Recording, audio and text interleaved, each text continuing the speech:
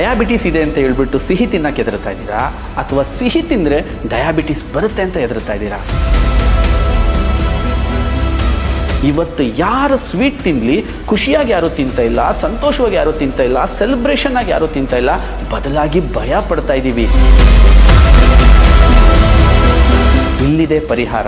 ಸ್ವದೇಶಿ ದಿಶಾ ಕೇರಾಸವಿ, ತೆಂಗಿನ ಮರದ ನೀರಾದಿಂದ ತೆಗೆದಿರೋ ಶುದ್ಧವಾಗಿರೋ ನೀರ ಬೆಲ್ಲ ಪೌಡರ್.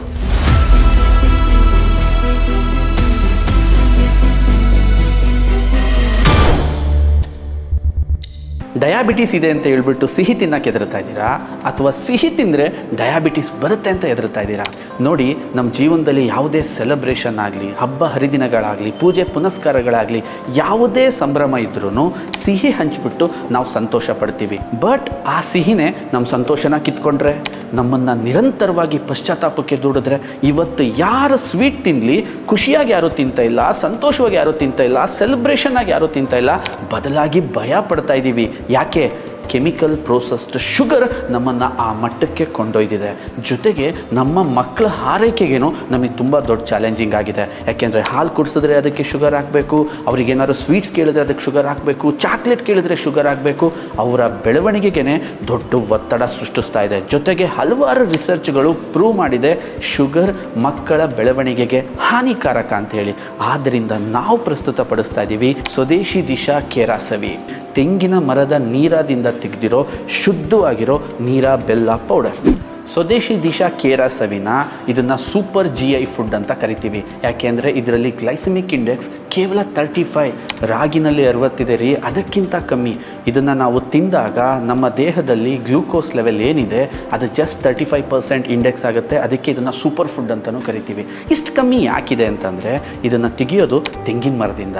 ತೆಂಗಿನ ಮರ ಬೆಳೆಯೋದು ಸ್ಲೋ, ಅದರ ಪ್ರೋಸೆಸ್ಸು ಸ್ಲೋ. ಅದು ಭೂಮಿಯಿಂದ ಪೋಷಕಾಂಶಗಳನ್ನ ತೆಗೆದು ತನ್ನ ಹೂವಲ್ಲಿಟ್ಟು ಆ ಹೂವಿಂದ ನೀರನ್ನು ತೆಗೆದು ಆ ನೀರನ್ನು ನ್ಯಾಚುರಲಿ ಕಾಯಿಸಿದಾಗ ಈ ನೀರು ಬರುತ್ತೆ.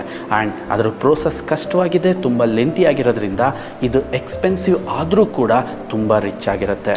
ತೆಂಗಿನ ಮರದಿಂದ ತೆಗೆದಂತಹ ನೀರ ಅದು ಫರ್ಮೆಂಟೇಷನ್ ಆಗೋದಕ್ಕಿಂತ ಮುಂಚೆನೇ ಸಿಹಿ ಅವಸ್ಥೆಯಲ್ಲಿ ಇರಬೇಕಾದ್ರೇ ಕುಡಿಯೋಕ್ಕೆ ಯೋಗ್ಯವಾಗಿರಬೇಕಾಗಿರೋ ಟೈಮಲ್ಲೇ ತೆಗೆಯೋಂಥ ಬೆಲ್ಲ ಇದಾಗಿರುತ್ತೆ. ಯಾಕೆಂದರೆ ಅದು ಫರ್ಮೆಂಟೆಡ್ ಆದಮೇಲೆ ಬೆಲ್ಲದ ರೂಪನ ಅದು ಪಡೆಯಲ್ಲ.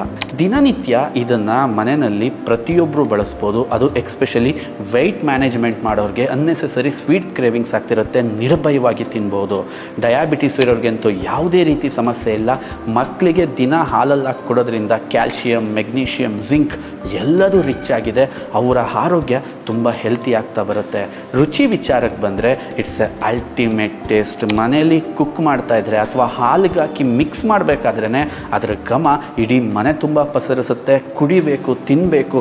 ಆ್ಯಂಡ್ ಮಕ್ಕಳುಗಳಿಗೆ ಒಂದು ಪರಿಪೂರ್ಣವಾಗಿರೋ ಮಿಲ್ಕ್ ಮಿಕ್ಸ್ ಆಗಿ ಕೂಡ ಇದು ಕೆಲಸ ಮಾಡುತ್ತೆ. ಇನ್ನು ಮುಂದೆ ಸಿಹಿ ತಿನ್ನೋಕ್ಕೆ ಆಗಲಿ, ಸಿಹಿ ಪದಾರ್ಥಗಳನ್ನ ತಿನ್ನೋಕ್ಕೆ ಆಗಲಿ ಭಯ ಬೇಡ, ಅಂಜಿಕೆ ಬೇಡ. ಸೆಲೆಬ್ರೇಷನ್ ಮಾಡ್ತಾ ಖುಷಿಯಾಗಿ ಸಂಭ್ರಮಿಸಿ ತಿನ್ನೋಣ. ಹೆಚ್ಚಿನ ಮಾಹಿತಿಗಾಗಿ ಕೆಳಗಡೆ ಸಿಕ್ಕಿರೋ ನಂಬರ್ಗೆ ಕಾಲ್ ಮಾಡಿ.